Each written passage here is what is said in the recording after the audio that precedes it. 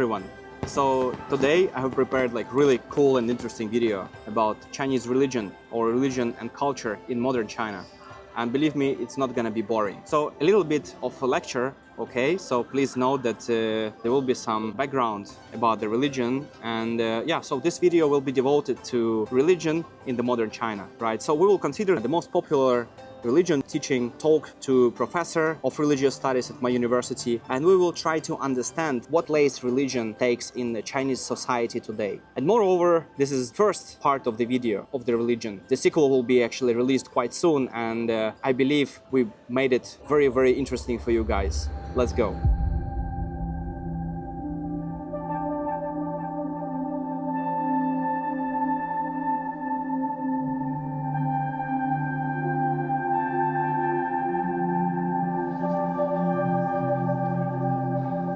China is very rich in history and cultural heritage. Ancient temples neighbor with modern skyscrapers, as we're now in the city center of Guangzhou, is actually surrounded with shopping malls, living houses, and so on. It's actually pretty cool to see how China is saving and protecting the cultural heritage, even in such big cities like Guangzhou. So even you can imagine what is the price of the land in the city center, right? So it's cool to see how actually in a modern China, in a modern society, this cultural heritage, the ancient temples neighbor with modern skyscrapers, folk with traditional customs coexist, in the rapid development of the technology and science. So religion actually occupies a special place in Chinese society and life. The main belief systems are Confucianism, Buddhism, Taoism, and there are followers of Orthodoxy, Eastern Pali Buddhism, and even like shamanism, but a much lesser extent, of course.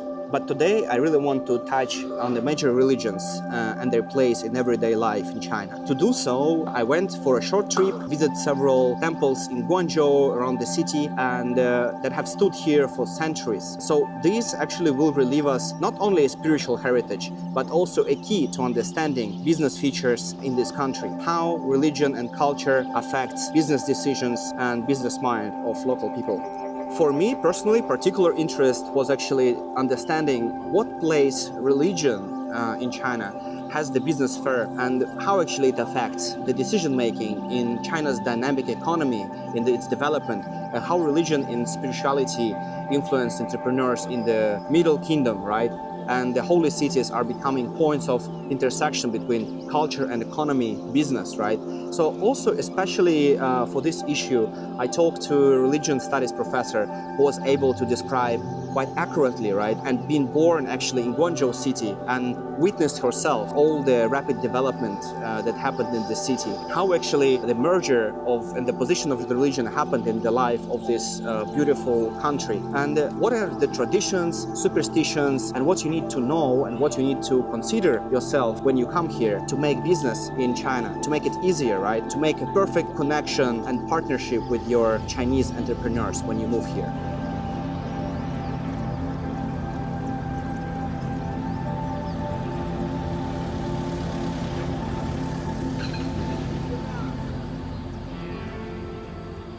Hello, Professor Liu. Hello, Dennis.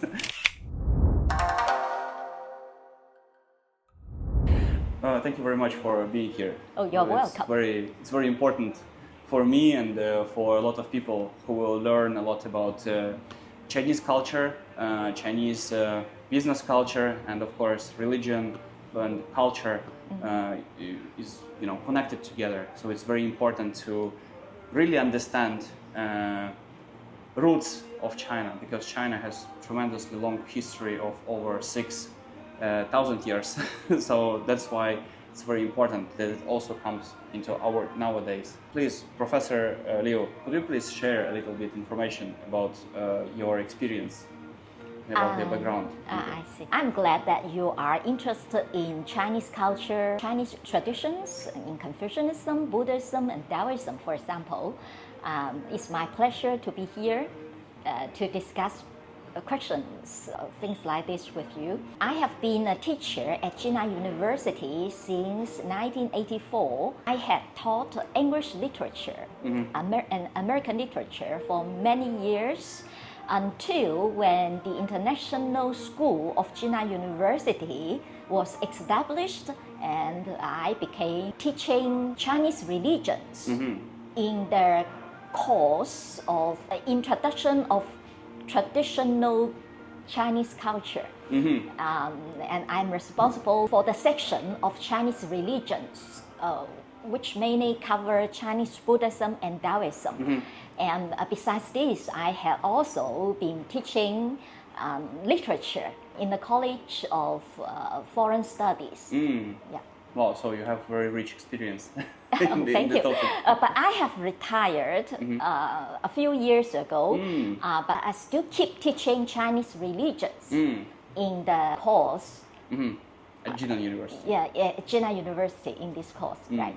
And I remember that you also mentioned that you've been in Guangzhou even like 20 years ago. And is it the place where you were born? I have been in Guangzhou since I was born. Oh, so you're born in Guangzhou? I grew up in Guangzhou. Ah, wow. Right. It is a nice place because I grew up here. I enjoy particularly the climate. Though you might disagree with me. Right? Yeah. And wow, then you probably seen how the city was built. Yes, a lot of changes. Last time when we met, you guided us through the street, and you said that this street is a lucky street or some money street. Not money street, but a lucky street. Lucky street, yeah. Well, the street is just next to Sanyuan Palace, a Taoist temple, and also next to Dr. Sun Yat-sen's Memorial Hall, and it is also under the foot of Yueshiu Mountain. So that is a street which is very beautiful and very nice. I just want to make you feel you enjoy this street. You know, to tell you about this. The last time I remember you gifted us a really cool guiding tour through the different religious temples in Guangzhou. Could you please tell us what was the main difference between those? The first temple we visited was Guangxiao Temple. Guangxiao Temple. I think this is one of the most important Buddhist temples in Guangzhou. When we went there for a visit, you will notice that it is very, very big. It just happened that it was during the birthday of Sikamole, the Beijing festival of Sikamole, in memories of Sikamole. Who is Sikamole? Sikamole is the founder of Buddhism. Right. So you would see the people there were very active. And the second temple we visited was Six Banyan Temple, Six Banyan Temple. It is also one of the most famous temples in Guangzhou, one of the most important temples in Guangzhou. And it got its name of Six Banyan because it is said that the poet Shu Dongbo, a very celebrated poet, Shu Dongbo, has visited the place and has planted the banyan trees there. And the third one? The third one is a Taoist temple, Sanyuan Palace. Sanyuan Palace, Taoist temple. But because Chinese culture is actually a mixed culture of majorly Confucianism, Buddhism, and Taoism. So even if you visited a Taoist temple, you might still see some representative icons of Buddhism. Of Buddhism. Right. Yeah. Was it because it was because people used to Buddhism and there was like a switch between cultures, between religions, right? Yeah. Because there is something common between these three schools. Confucianism, Buddhism, and Taoism. There are always something common in these three schools. For example, all of these three schools pay emphasis on benevolence, love, kindness. The Taoism and Buddhism also, the philosophy also has a lot to do with each other. I think they learn from each other and they enrich from their understanding of each other, I think, right. And what was the year when Taoism was proposed in China? Or like who proposed Taoism in China? Lao Tzu was regarded as the founder of Taoism, and he was about the contemporary of Confucius. It is said that both of them had met once and had a very nice discussion with each other, and Confucius had a high comment on Lao Tzu after their meeting, right? And then Lao Tzu decided to invent. Lao Tzu, I think Lao Tzu has become the founder of Taoism mainly because of the book he has written, that is Dao De Jing, the book of the way and the virtue, right? Yeah. So basically he described main principles of... in this book, I think he has described the main principles of Taoism and his aesthetics, I think, his philosophy too, right? Yeah. So as we already discussed with you before, in my opinion, in my view, as a foreign European coming to China for the first time in my life, studying here and working and trying to figure out how actually business works in China. What is the difference in culture? Because China is so far away from Europe. I mean, the distance, the language, the culture. So many accessories that I have no idea what do they mean, and I'm still learning. That's why it's very important to discuss it with you, and that's why it's very cool that our school decided to provide it to us, with those lectures and these learnings. So could you please tell us how actually, what role those religions played in society in Chinese history? Of course, a very, very important role in Chinese history. Religion has always been important. Though during the Great Cultural Revolution, religion is forbidden, but religion has always been important in our daily life. Because for human being, for example, one of the earliest religion is the worship of their ancestors. And in our culture, the worship of ancestors is considered to be very important. We have a festival especially to memorize our ancestors. That is Qingming festival. Right? It was actually, was it in April? In April, yes. Yeah. I remember we had the holidays. Right. Qingming festival. The descendants, the family, for example, bring sacrifices or bring something that they think that has value. That has value to the ancestors, to worship them, to their burial places, to worship them. Right. Wow. So and this has become a tradition year after year. Year after year. Yeah. All the time, actually. Right. For example, to take my family as an example, my mother, I think she was a very religious person. Though I cannot say that she is a Taoist or a Buddhist, but she is very religious. Every year during the Spring Festival, for example, she will make a big preparation. And before the big dinner, and she will always tell us, do not touch anything on the table. These are for our ancestors first. They eat first. Your ancestors will eat ancestors first before we start the dinner. So there will be a table like that, and you would put the food on the table? It depends on which kind of family you are. To us, it's a small family, and so it is an ordinary table. Yeah. Wow.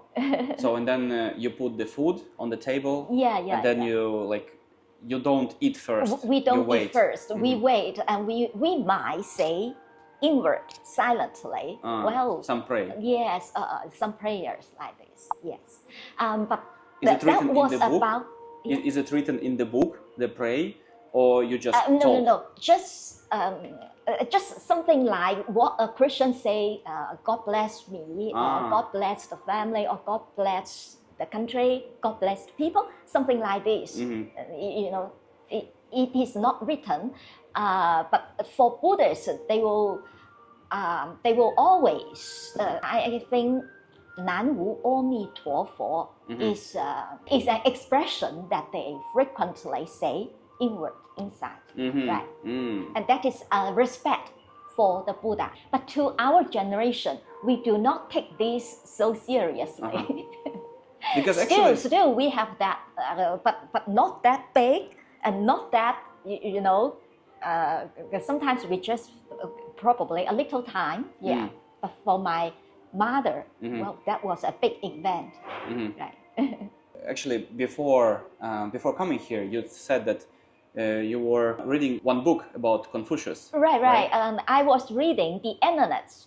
The Analyst. Yeah, The Analyst was sayings of Confucius, and also stories written by his students, his disciples, right. All about Confucius.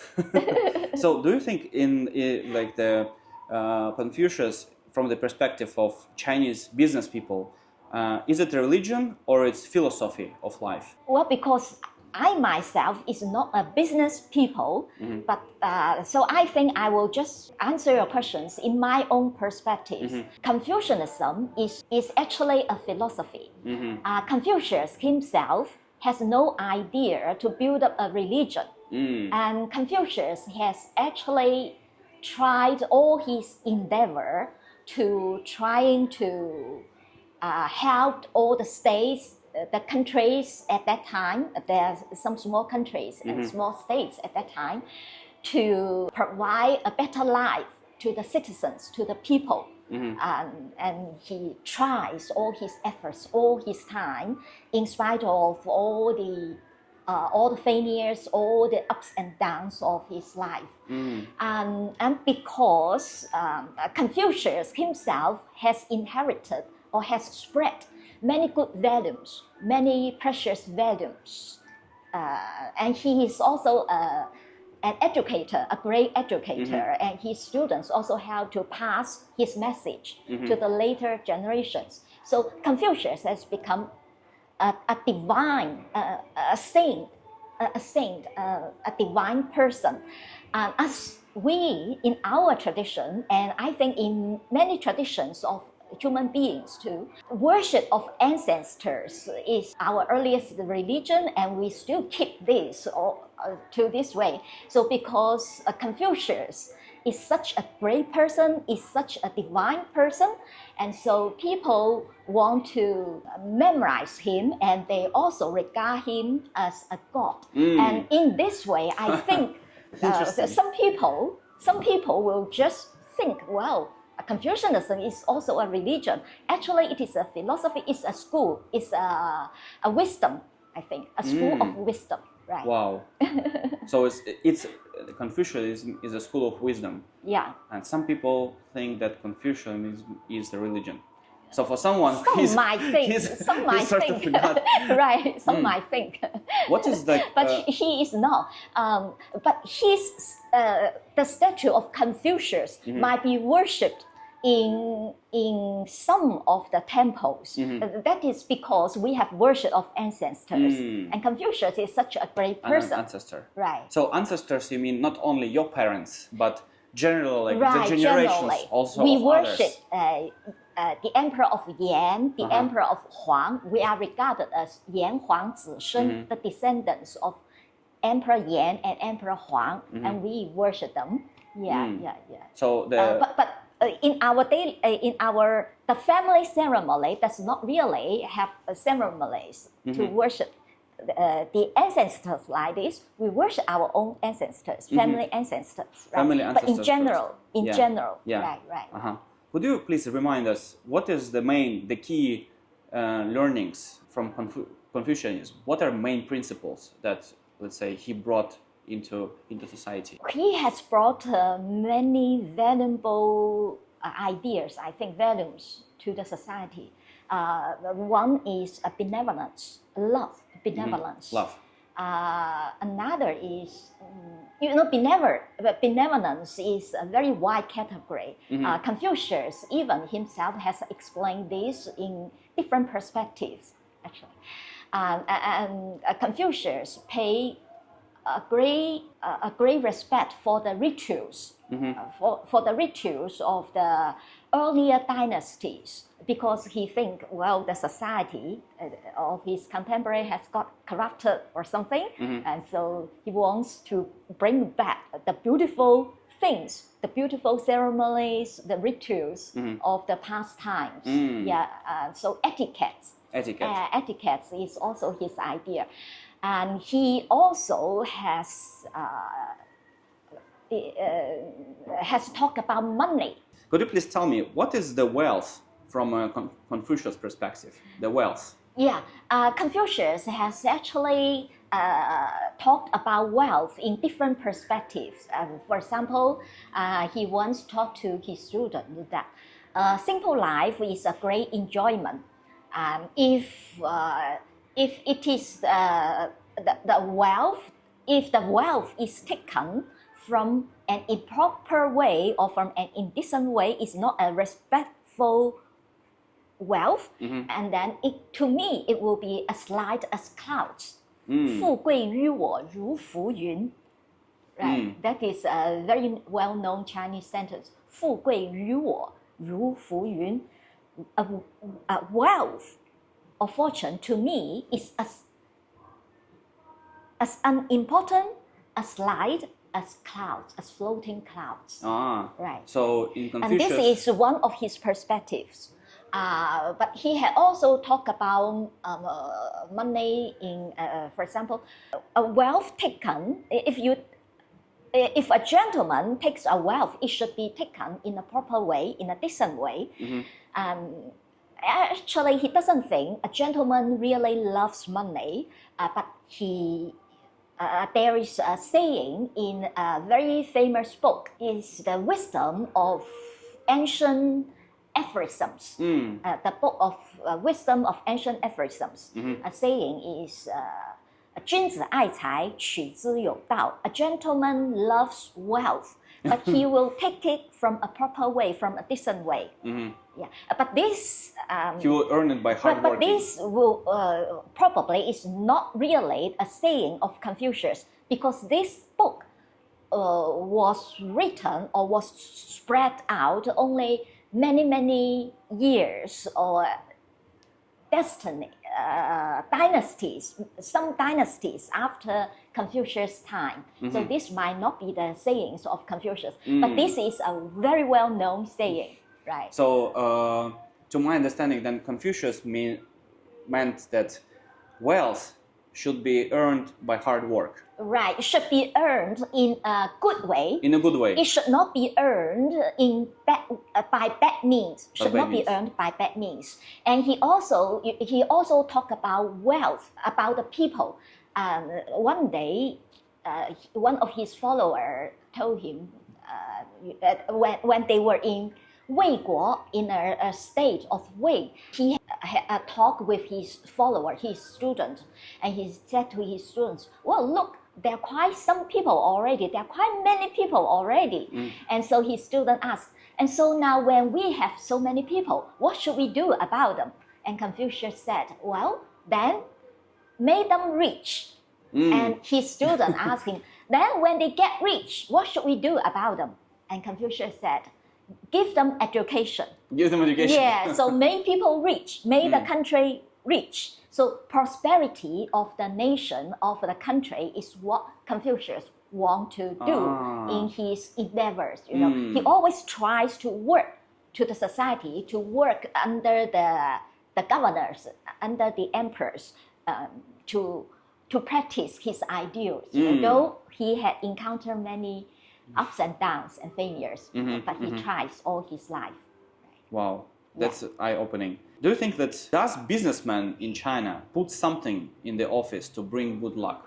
It depends. I think some businessmen might just put some paintings of landscape or paintings indicating auspicious view in the office. Some might put paintings, for example, or decorations to show their aesthetics. Some might put some religious figurines, such as the toads.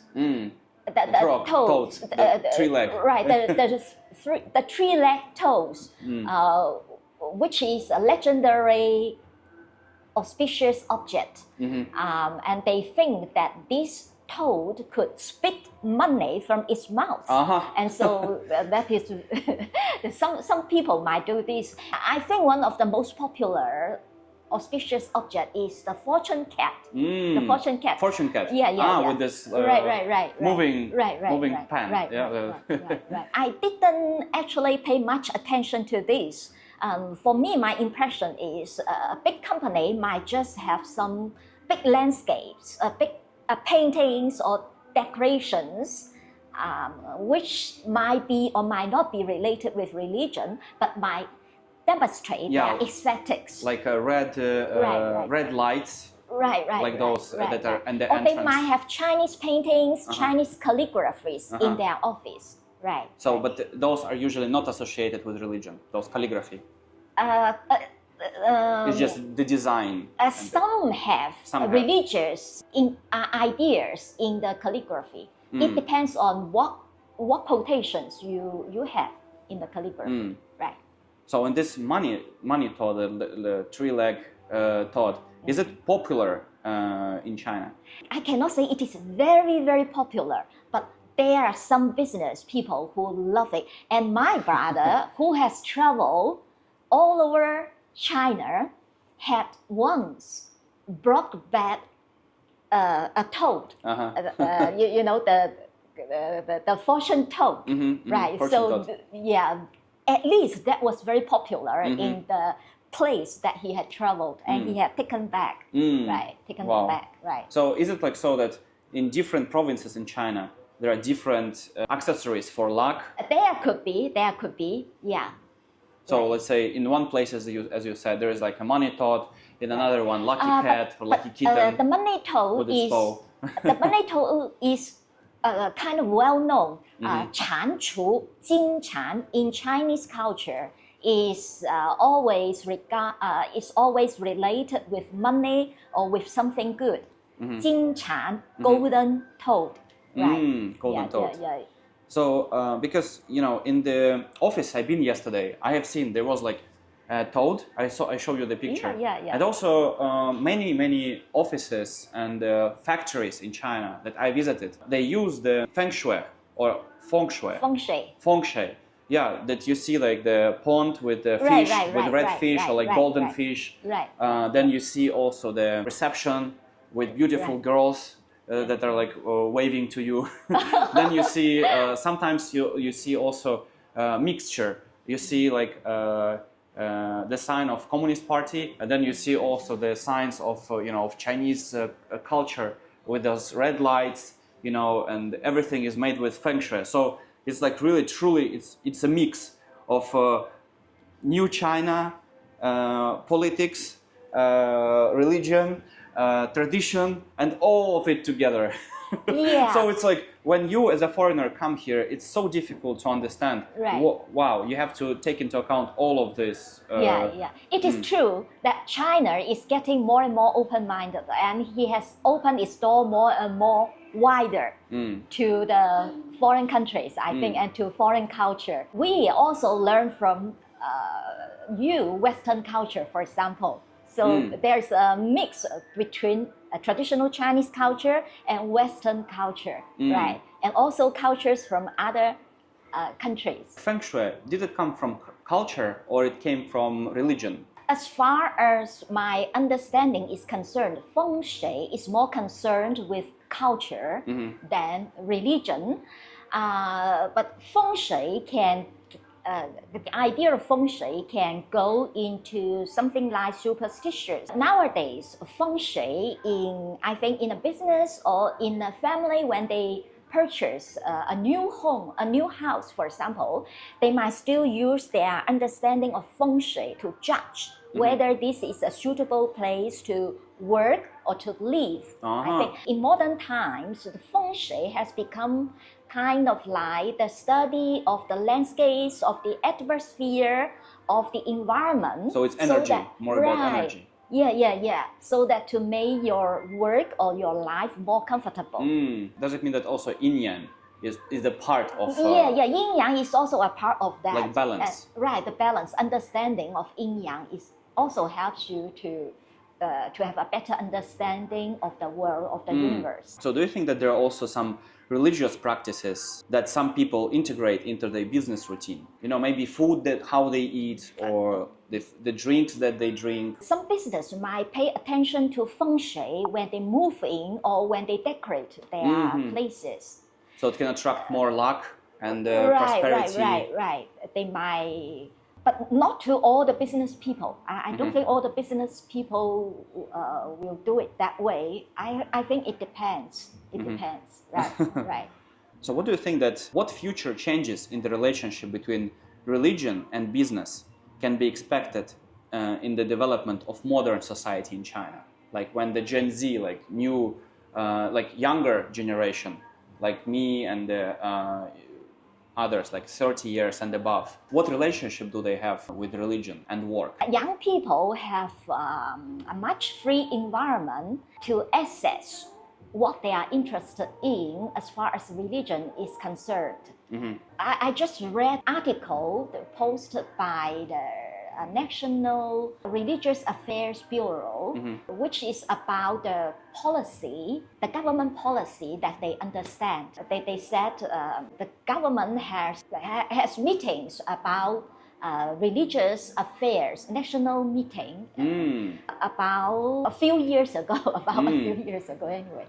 And then the government leader already talks about the positive effect the religious people could bring to the building up of the society, right? So this is an encouragement for the religious people, I think, right? Because during the Great Cultural Revolution, like 70 years ago, right? That was many years ago, right? A religion is forbidden back then. But now, gradually, all is bad. Confucianism, Buddhism, Taoism, and Western civilizations, Western culture, for example. So all these could be introduced into our community. It doesn't matter at all, right? And you also said that, I remember also from the class that in China there are also many religions are represented. Also Muslims, Christians, when they are Christians or Muslims, and when they do business with China, what should they keep in mind when they come here, like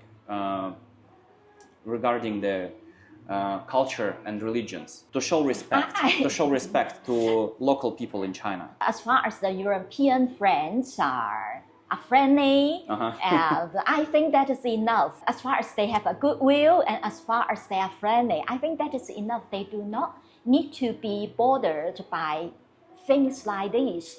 And in Buddhism, for example, 自在, 自由自在, to feel the sense of freedom, be yourself, to be yourself, to feel a sense of freedom is very, very important. It's a very important idea in Buddhism, actually, right? Wow. So, because, you know, I heard from many people that in China, when you meet a partner or want to make a deal in business, you have to drink a lot of baijiu. But you know, this very strong vodka. I understand, but this is not the tradition that we encourage. I understand that there are business people who like to, you know, have business in this way. A lot of ganbei, a lot of baijiu, a lot of and then they're alcoholic drunk. spirit, right? Then they got drunk. But this is not the way of the religion. This is not the religion. Not the religious like the tradition. No, not the this religious. This has nothing to do tradition. with it. Buddhist actually doesn't encourage anything about alcoholic drinks. No, never. Right. So it's like something that businessmen just came It's up with. not, It doesn't. It has no connection with religion or culture. Right. I don't think this is encouraging. This kind of behavior should be encouraged. But that is the right. But this is the reality. Right. That is the reality. That's the reality. You are right. So, what is like the social traditions or business etiquette that originate from Taoism? One of its idea is to do everything by doing nothing, and this is to do everything principle. by doing nothing. Right. You know, the idea of escape in Taoism is not very much welcome. But ordinary people loves the idea of escape because reality is full of challenges, competition, hardship, and so on.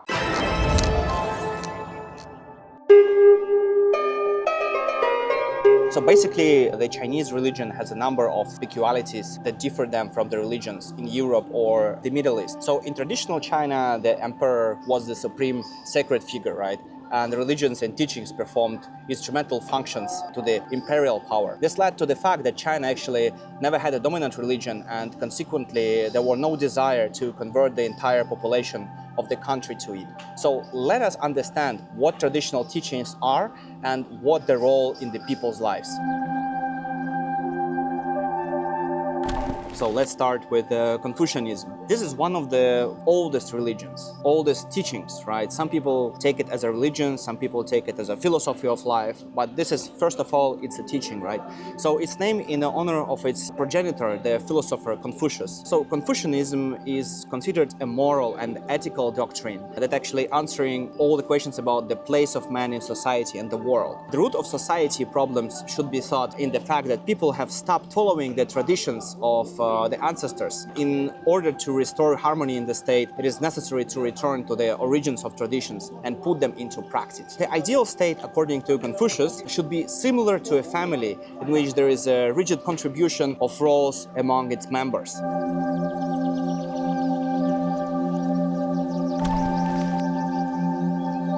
So, Taoism is another powerful branch of Chinese philosophical thought or religion. Taoism appeared around the same time as Confucianism. So, and Tao translates directly as the way, means the impersonal world law. So the main idea of Taoism was the statement that everything in the world is subjected to Tao. It is universal law and it's absolute. If a person in his lifetime managed to cognize the Tao, he will become immortal. The cognition will require nourishment of the spirit and the nourishment of the body. And the nourishment of the spirit is good deeds, the number of which determines the length of human life. The nourishment of the body is the strict diet, the ideal of which is to be able to eat only one's own saliva and draw energy from the morning dew.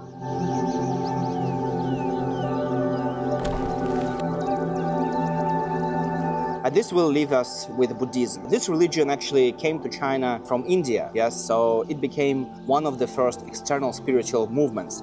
And Buddhism helps to rejoice in small things, completely get rid of fears of unnecessary experiences. And suffering is an occasion for development, and to achieve enlightenment will require learnings to take responsibility for all one's actions. The main attention in Buddhism is paid to the purification of the human soul from cowardice and malice. Followers of Buddhism are ready to sacrifice themselves for the redemption of sins.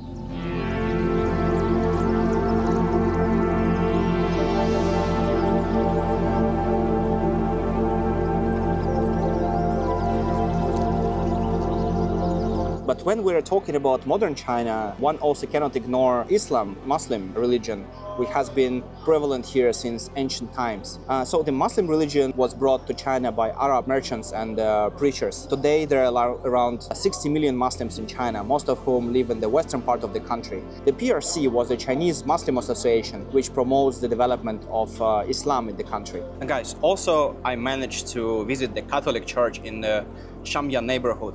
In the middle 19th century, Guangzhou became one of the first Chinese ports to open to international trade after the First Opium War and the signing of the Treaty of Nanjing. The European neighborhood known as Shamyan became the main place for Europeans for life and work. And it was artificially expanded and beautified to meet Western standards of living here in China, in southern part of China, right?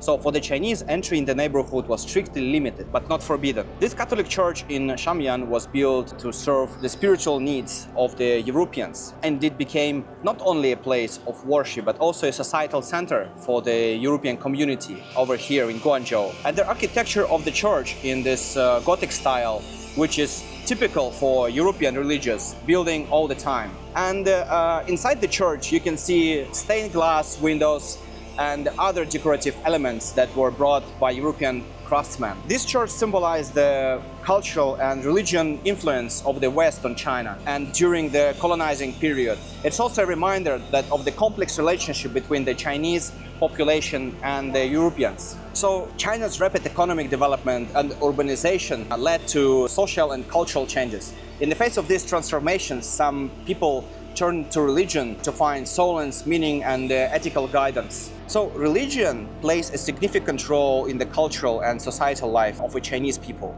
Buddhist and Taoist temples are important cultural and tourist sites, attracting millions of visitors. Religion festivals such as Chinese New Year and the Mid-Autumn Festival are full of traditions and rituals rooted in the ancient beliefs. But actually, such a rich culture and rich openness to those temples was not always the case. On August 8, 1966, the 11th plenum of the Central Committee of the Communist Party of China adopted the decree of the Great Proletarian Culture Revolution. Despite the name, the policy led to widespread repression and caused colossal damage to culture. According to official version, the purpose of the Cultural Revolution was to fight the restoration of capitalism and internal and external revolutionism. In reality, however, it was not like that at all. I will definitely tell you a story about these events in another episode, and the professor of religion was also mentioning some parts of that. But the important point here is that as part of the struggle against the bourgeoisie culture, thousands of historical monuments, books, paintings, heritage, and temples were actually destroyed. The causes were fabricated against religious figures, activists, and temples were stopped for many years. The restoration of the policy of religion freedom and these events actually took many years to decree at which we are right now.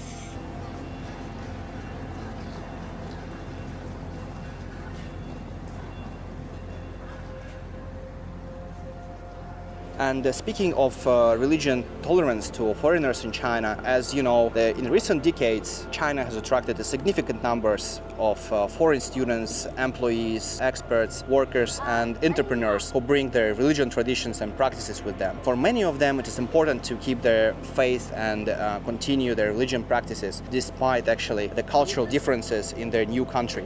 In major cities like Beijing, Shanghai, Guangzhou, international congregations can be found where foreigners can practice with faith with their compatriots. However, sometimes newcomers may face cultural barriers, right? Some misunderstanding from locals.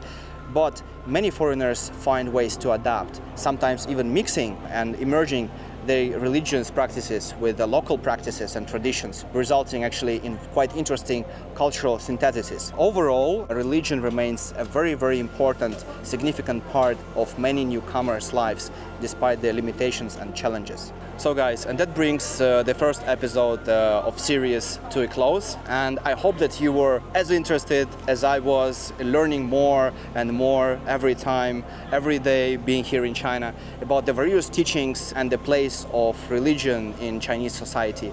And in the next videos, I promise you, we're gonna talk about religious diversity, different religion practices, and more on connection actually between religion and business and economy, how actually everything works together. So please subscribe to my channel, share this video with your friends. Hopefully they also gonna learn and find this very interesting.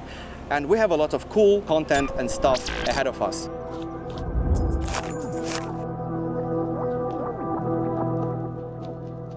So guys, I think this is the time to speak about progress, as this is not about pleasure. And yes, so finally we made some arrangements, we made some business negotiations, we explored, expanded our network in the city Guangzhou, but not only the city Guangzhou, but actually in Shenzhen, Foshan, Shaoguan, and Guangzhou. So several cities up to date. And let's go to the list. So I want to share with you. So actually, previous weeks I made several meetings with the lawyer at the law agency, and actually I'm in negotiations with several lawyers regarding the company establishments, regarding the law for trading companies in China, if they want to establish their operations and build an entity here. So right, and we agreed on several other business ventures here. So let's see how it develops later. This is number one. Number two, I met and visited several events organized by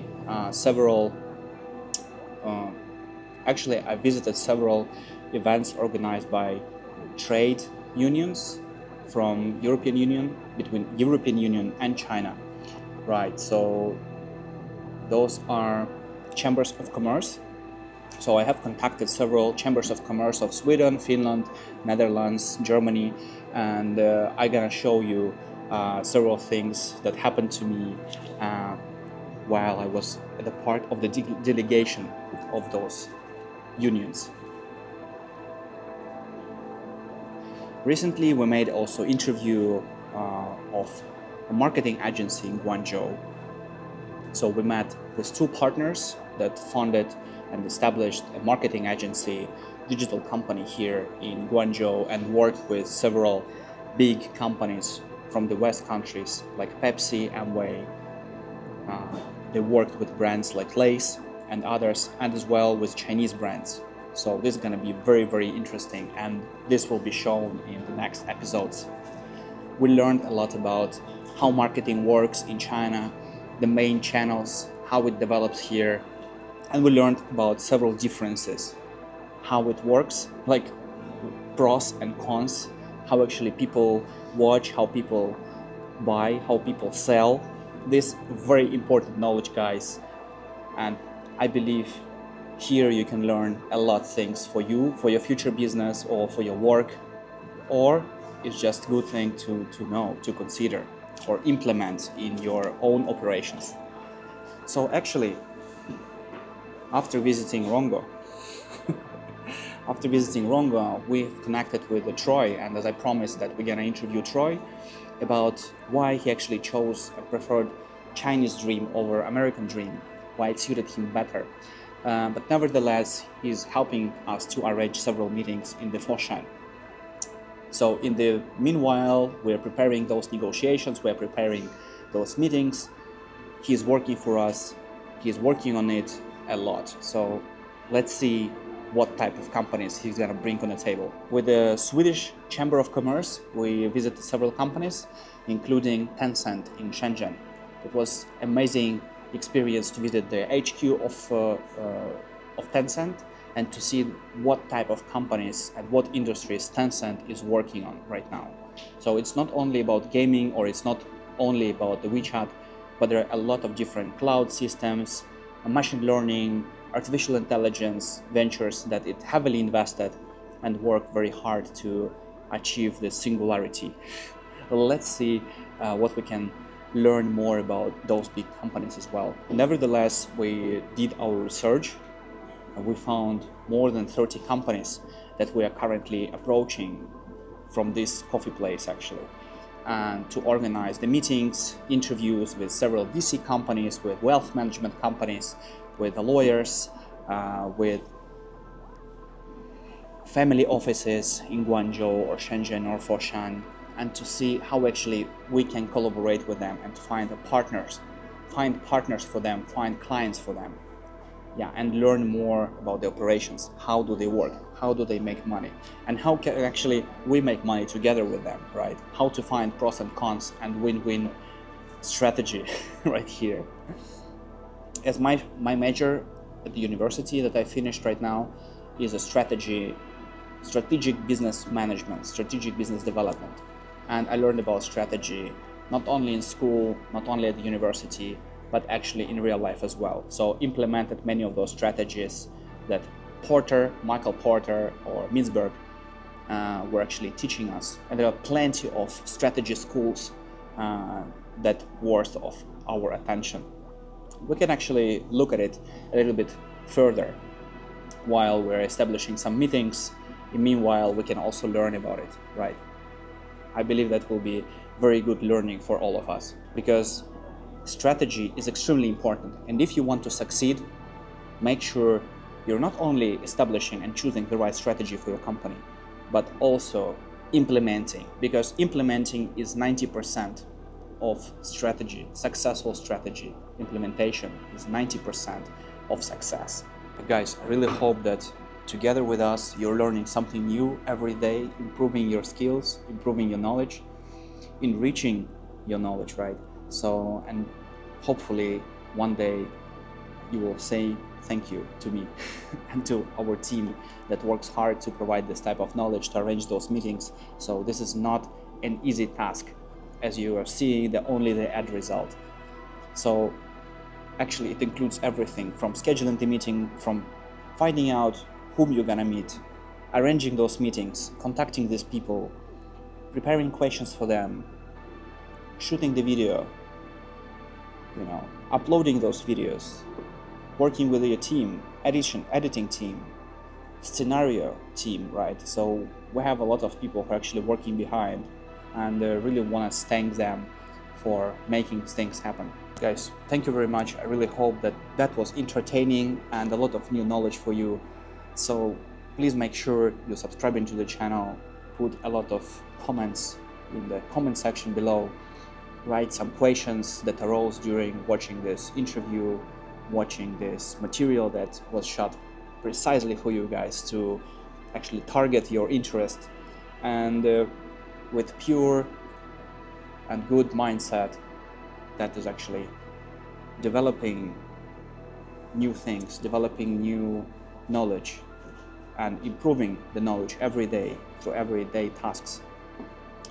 I hope you enjoy that, and hopefully you're waiting for the next video to watch. So make sure you leave the subscribe button below, leave some comments in the comment section, leave some questions, suggestions for me, what to do next, what to shoot next, what to discover here in the business industry, what your prejudices are, and maybe how I changed your vision with my videos.